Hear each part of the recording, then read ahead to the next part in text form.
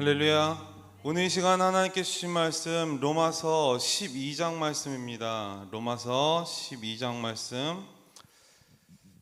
제 성경은 신약 245페이지.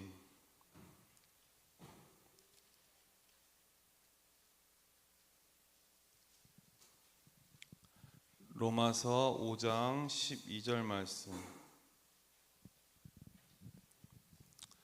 자, 로마서 5장 12절 말씀 한 절 말씀이니 우리 큰 소리로 한 목소리로 함께 읽어보도록 하겠습니다. 같이 읽겠습니다. 그러므로 시작. 그러므로 한 사람으로 말미암아 죄가 세상에 들어오고 죄로 말미암아 사망이 들어왔나니 이와 같이 모든 사람이 죄를 지었으므로 사망이 모든 사람에게 이르렀느니라.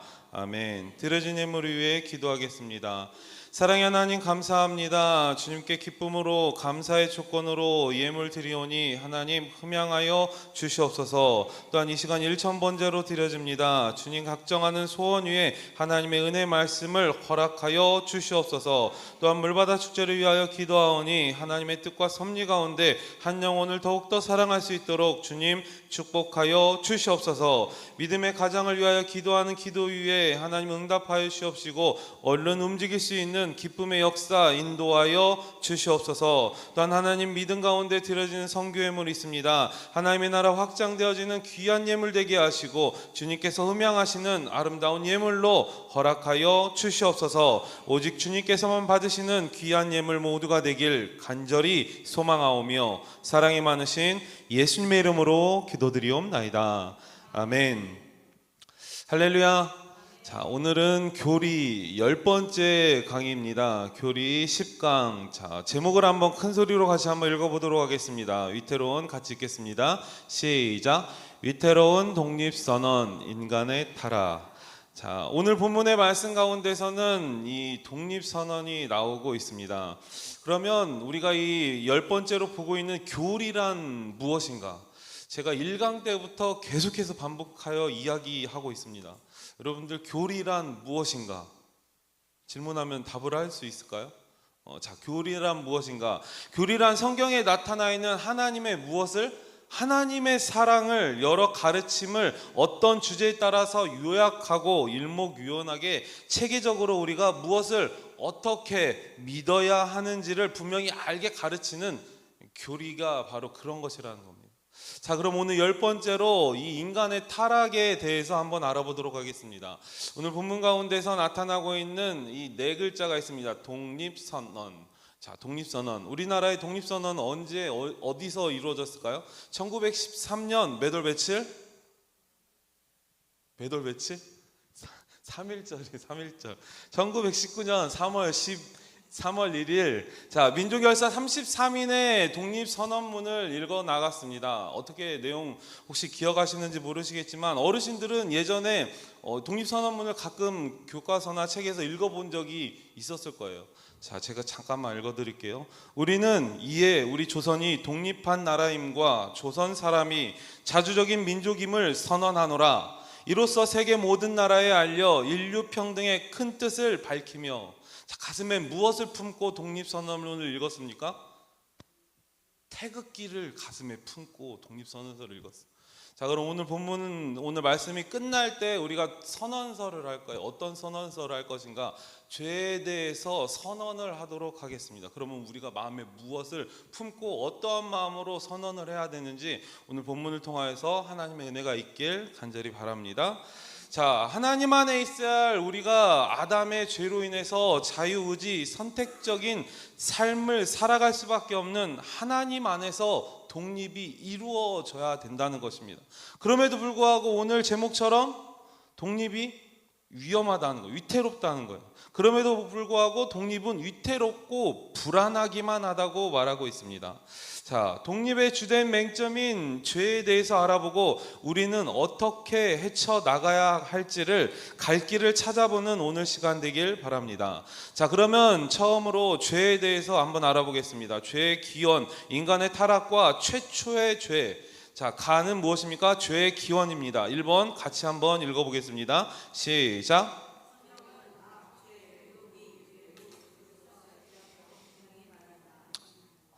요한복음 8장 34절에서는 죄의 종이라 말하고 8장 44절에서는 너희는 너희 아비 마귀에서 났으니 너희 아비의 욕심을 너희도 행하고자 하느니라. 그는 처음부터 살인한 자요 진리가 그 속에 없으므로 진리에 서지 못하고 거짓을 말할 때마다 제 것으로 말하나니 이는 그가 거짓말쟁이요 거짓의 아비가 되었음이라. 바로 거짓의 종, 죄의 아비가 된 바로 죄의 모습이라는 것을 오늘 성경에서는 말하고 있습니다. 자, 그렇다면 두 번째로 인류의 죄의 기원은 아담의 범죄에서부터 나타나고 있습니다. 그러면 아담의 최초의 죄, 성경에서 몇 장에 기록하고 있습니까? 창세기 3장에서 기록하고 있습니다. 최초의 죄의 본질적인 특성, 이 아담이 지었던 죄의 본질적인 특성을 한번 알아보도록 하겠습니다. 창세기 3장 1절부터 3장 6절까지를 읽어보면서 그 본문의 말씀 가운데서 어떠한 마음이 그들에게 쏙 임하였는지 한번 읽어보도록 하겠습니다. 3장 1절을 같이 한번 읽겠습니다. 그런데 시작.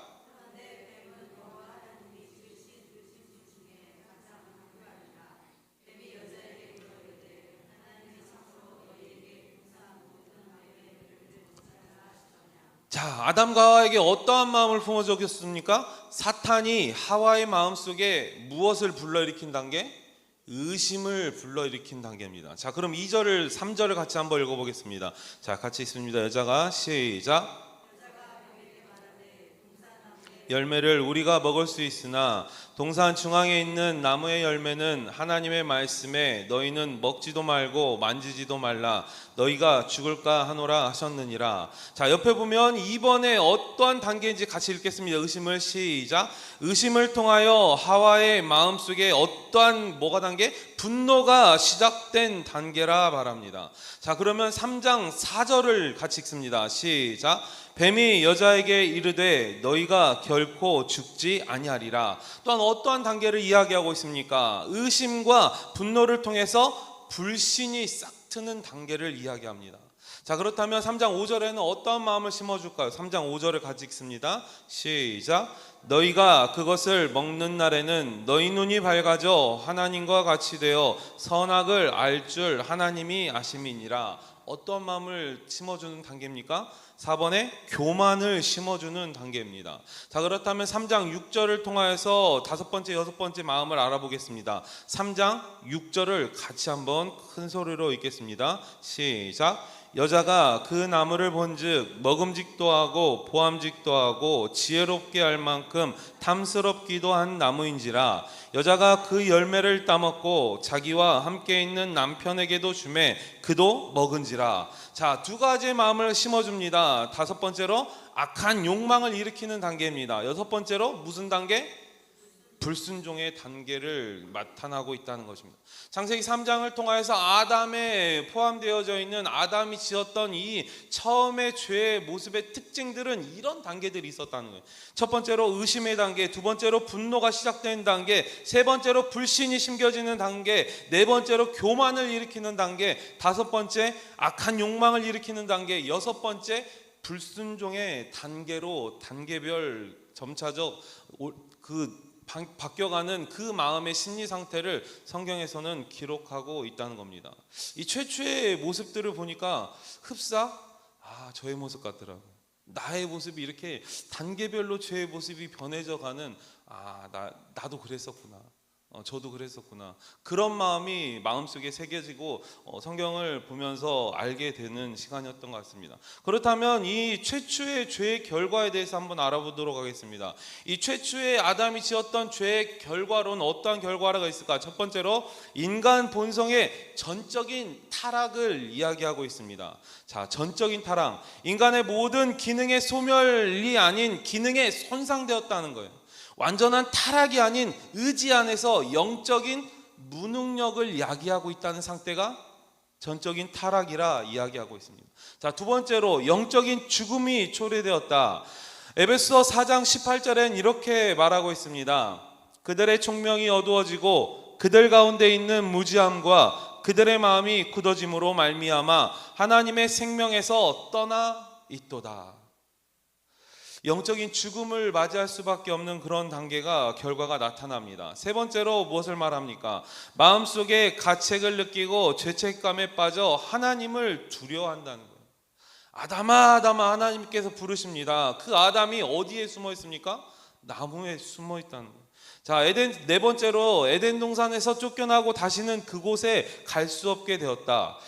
에덴 동산에 있는 선악과가 달려있는 선악의 열매 또한 옆에 있는 생명나무도 있었습니다. 에덴 동산의 생명나무는 누구를 뜻하는 것일까요? 예수 그리스도를 뜻하는 것입니다. 계시록 22장 2절에선 이렇게 이야기하고 있습니다. 길 가운데로 흐르더라. 강 좌우에 생명나무가 있어 12가지 열매를 맺되 달마다 그 열매를 맺고 그 나무 잎사귀들은 만국을 치료하기 위하여 있더라. 아멘. 이 생명나무 또한 선악과 나무, 에덴 동산에 있었던 그 에덴 동산에서 아담의 죄로 인해서 쫓겨날 수밖에 없게 된다는 겁니다. 자, 다섯 번째로 모든 피조물이 함께 저주받고 신음하게 되었다. 죄로 인해서 모든 피조물들이 파괴되고 짓밟히고 저주받아서 신음하게 된 그런 결과를 초래하게 되었다. 누구의 죄로 인해서? 아담의 죄로 인해서. 그렇다면 두 번째로 우리가 볼 수 있는 죄의 모습, 어떤 모습들이 있는가? 자, 이번 죄의 전가를 같이 읽겠습니다. 시작. 아담의 죄와 인류 후손의 죄와의 관계. 그 밑에 내용은 성경을 같이 한번 읽습니다. 시작. 성경은 인간의 타락의 결과로 죄가 보편화되었다고 가르치고 있다. 아담은 그의 후손의 자연적 머리일 뿐만 아니라 모든 인류의 대표적 머리이기 때문에 죄로 인하여 모든 사람이 저주 아래 있으며 그리스도 예수 안에 있는 구속이 필요하게 되었다. 오늘 본문에서는 죄의 전가를 이야기하고 있습니다. 여러분들 구약 시대에 제사장들이 예배를 드리고 제사를 드릴 때 하는 방법의 종류 중에 하나입니다. 동물에게 자신의 죄를 전가시킨다는 거예요. 오늘 아담의 죄가 우리들의 후손들에게 전가되어지는 그 특성을 알 수가 있습니다. 아담의 죄로 인해서 본성의 오염의 부패가 일어났고 후손들에게 우리들에게는 죄가 되물림되는 죄의 전가를 우리가 알 수 있습니다. 또한 죄의 전가로 인해서 죄의 책임이 전가된다는 거예요. 죄의 책임이 전가되어 모든 사람의 죄가 될 수밖에 없었습니다. 그래서 우리에게 필요한 죄의 전가를 끊을 수 있는 그리스도의 보혈이 분명히 필요하다는 것을 성경에선 이야기하고 있다는 겁니다. 그렇다면 세 번째로 죄의 본질적인 특성을 한번 알아보도록 하겠습니다. 죄의 본질적인 특성 같이 읽습니다. 시작. 하나님의 말씀인 계시에 불순종하는 것이다. 즉 하나님의 말씀을 침해한다는 뜻과 의지를 침해한다는 것이요 더 나아가 하나님의 본성을 침해하는 것이다. 자, 죄와 선과 악의 중간 단계가 있을까요? 선과 악의 중간 단계. 여러분 성경은 영어로 말하면 캐논이라 말합니다. 바이블이라 말하고 있지만 캐논이라는 것은 기준이라는 거예요. 기준이 성경이 되어지고 죄와 선과 악을 구분되어질 때 중간 단계가 있을까요? 없을까요? 중간 단계가 없다는 거예요. 죄와 선과 악의 중간 단계는 결코 없다는 것입니다. 이 중간 단계가 없다는 것을 말하는 것이고 선과 악 두 가지로만 나눠진다는 것을 본질적인 특성으로 우리가 머릿속에 기억하시길 바랍니다. 그렇다면 인류의 삶 가운데 나타난 이 죄, 이 세 가지 죄를 한번 알아보도록 하겠습니다. 첫 번째로 원죄입니다. 원죄. 자, 원죄 같이 읽습니다. 시작.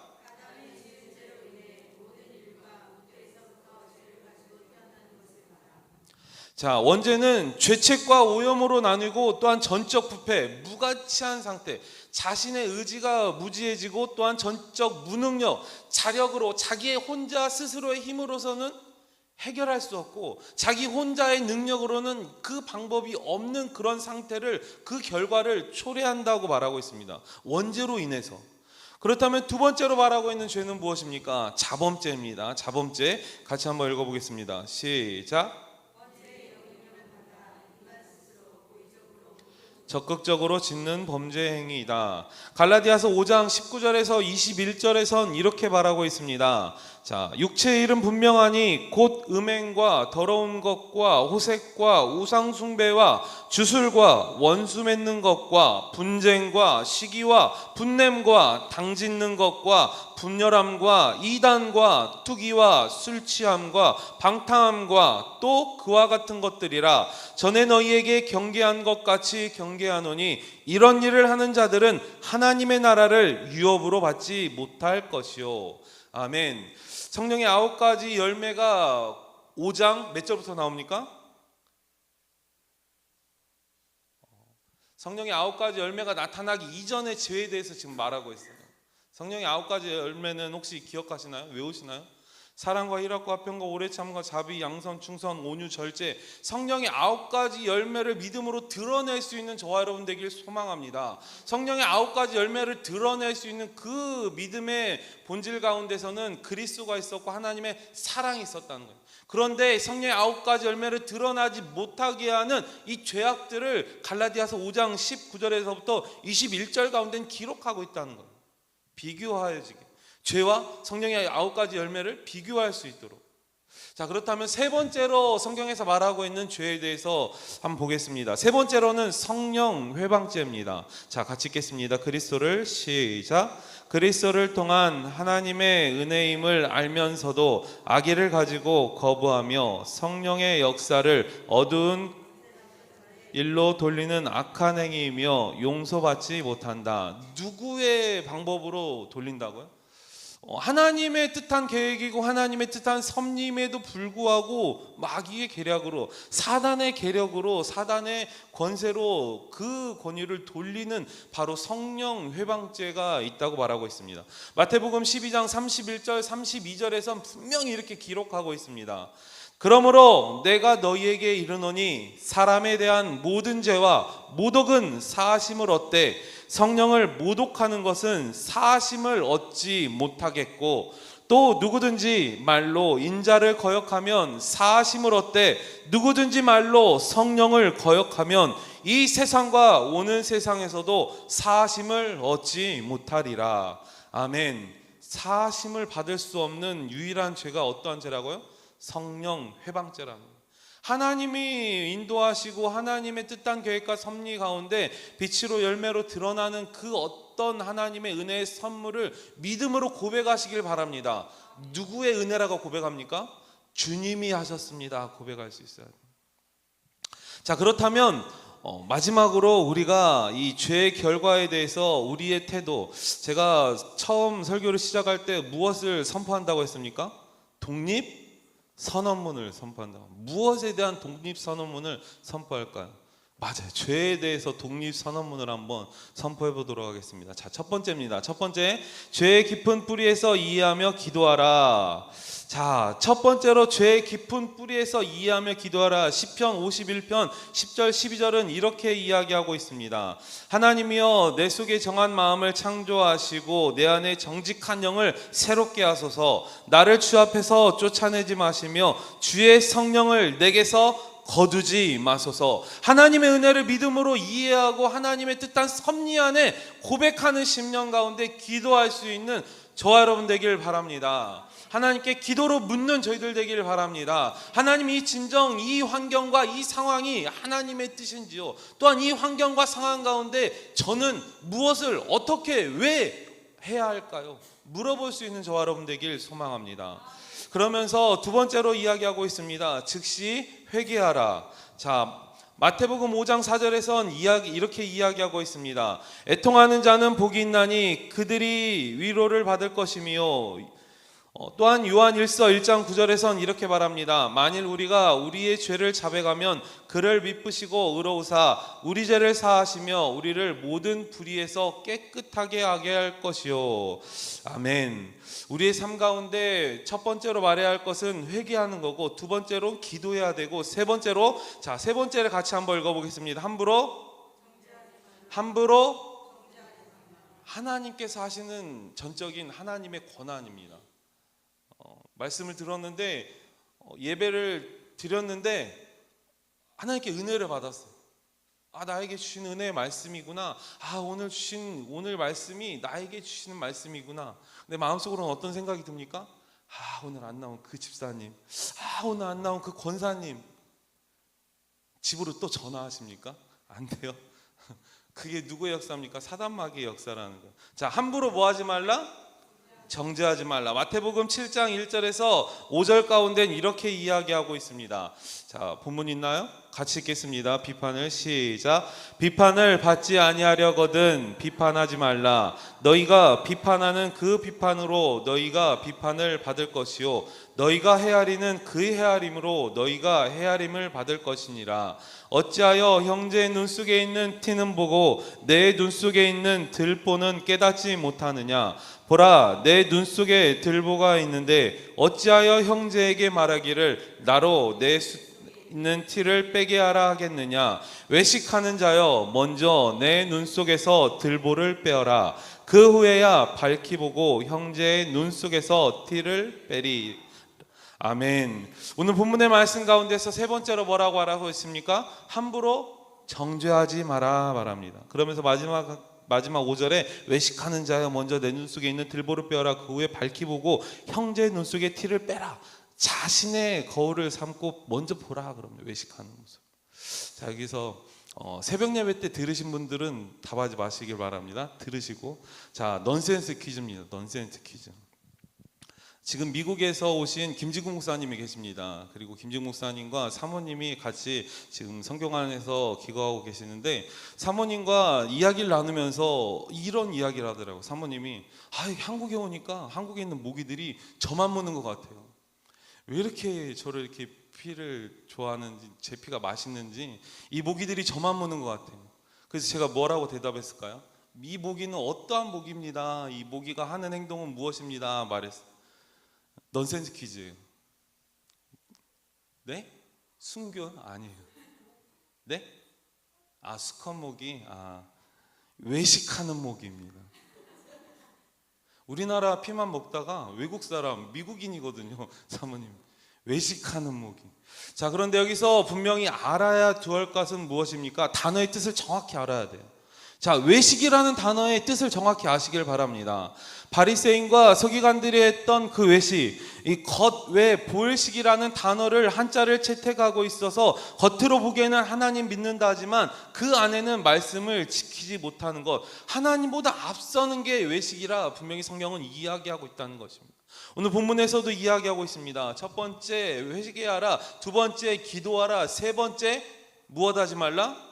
정죄하지 말라. 하나님보다 앞서가는 그런 모습이 아닌 하나님의 마음에 순종하는 저와 여러분 되시길 간절히 소망합니다. 그렇다면 오늘 본문의 말씀을 붙들고 창세기 3장에 나타났던 아담의 원죄를 통하여서 우리가 죄 고백해야 돼. 오늘 뭘 선포하기로 했습니까? 죄의 독립선언문을 선포하기로 했습니다. 자, 화면을 한번 보여주세요. 자, 첫 번째로 선포해야 될 거 무엇입니까? 회개하라. 자, 회개하라. 두 번째로 기도하라. 세 번째로 정죄하지 않기. 자, 이것을 첫 번째, 두 번째, 세 번째 제가 읽어드릴 테니까 여러분들 왼손을 들고 한번 선포해 보시길 바랍니다. 독립선언문을 낭독했던 그 민족 열사 33위는 무엇을 품었다고? 가슴에? 태극기를 품었어. 우리는 왼손을 품고 믿음으로 고백하시길 바랍니다. 자, 첫 번째, 두 번째, 세 번째. 아멘. 기도하겠습니다. 사랑의 하나님 감사합니다. 주님의 마음에 합족한 저희들 되길 소망합니다. 아담의 죄를 통하여, 원죄를 통하여 저희들을 돌아볼 수 있는 시간 되었사오니 하나님의 말씀 앞에 순종할 수 있도록 축복하여 주시옵소서. 그리스도의 사랑 안에 거하는 저희들의 심령 가운데 하나님의 말씀대로 살아가는 믿음의 권속 모두가 되길 간절히 소망하오며 사랑이 많으신 예수님의 이름으로 기도드리옵나이다. 아멘. 오늘 이 시간 말씀을 생각하며 기도하는 시간 갖기를 원합니다.